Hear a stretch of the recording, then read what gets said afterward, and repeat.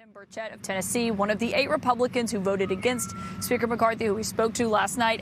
Congressman, first I want to get you to respond to something we just heard from former Speaker Kevin McCarthy, who was saying essentially that the 8 of you who voted to oust him are not real conservatives. What's your response to that? Well, I say he's bitter, and I'll take it at that. And my concern all along has been that we took 6 weeks off, as you know, in August and September.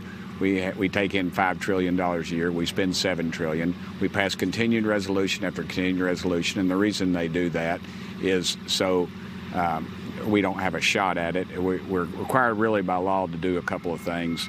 Pass a budget and the 12 appropriations bills, yet they do a continued resolution to hide a lot of things, in my opinion. They grease their buddies, their lobbyist buddies, and the powerful stay in power. And they all say, oh, this is a terrible thing. And then they say, we're going to pass this continued resolution so we won't have to pass another. So when he says you're not looking to be productive, you think he's wrong? He's absolutely wrong. I want a budget. Why are they afraid of a budget? Jody Arrington out of Texas is an excellent chairman of the Budget Committee. I was on the Budget Committee. I asked to be taken off because we've never done any budgets. Now Jody gets on. He brings a budget. They bring him before conference. He gets his 10 minutes. They give him a little complimentary golf clap, and they send him on his way.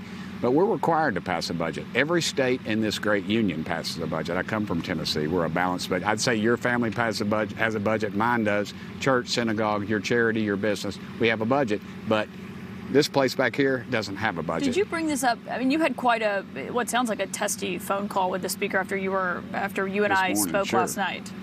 And you said you were praying about the decision. You say he basically was mocking you for saying that you were being thoughtful about it. He belittled what I said, and I thought, well, I'll listen to what he said, and I thought to myself, well, maybe he'll change my mind. And then when his opening salvo, I guess, was that, I said, I think the Lord gave me my answer right then, honestly, because I don't mock me. I don't mocking God to me it crosses the line. Now, I thought it showed his character, but that's over. He's out. And we're looking ahead to a new speaker. Well, and of course, that election is now not going to happen for over another week. Are you happy that lawmakers are leaving town without electing a new House Speaker? No, that's what I was angry. That's another reason I was angry at the Speaker before, because we left town when we should have been working. We took a long weekend till a Tuesday. I realized there was a Jewish holiday, which I think we ought to honor. Yet we could have come back. We could have worked up to that point, and we chose not to. And again, we've passed a continued resolution for 45 days. Here it is, day 42, and we haven't addressed it up to this point. We come in late, we leave early.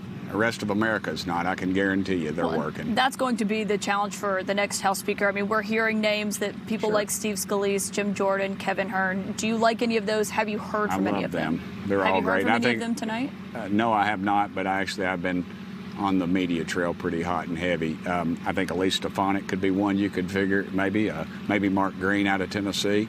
There's a lot of people that we have a very deep bench. I don't think that's going to be the problem, and I think once we elect this person, I think we could probably do it in the first round, and I think also people will rally around them, and you'll see, just like when you put a new quarterback in the second half after you've been getting beat up on a little bit, you start taking command. Yeah, we've seen that at Alabama a lot this season. When it comes to what actually is that that's a shot going over to the look bow, like, being a Tennessee boy?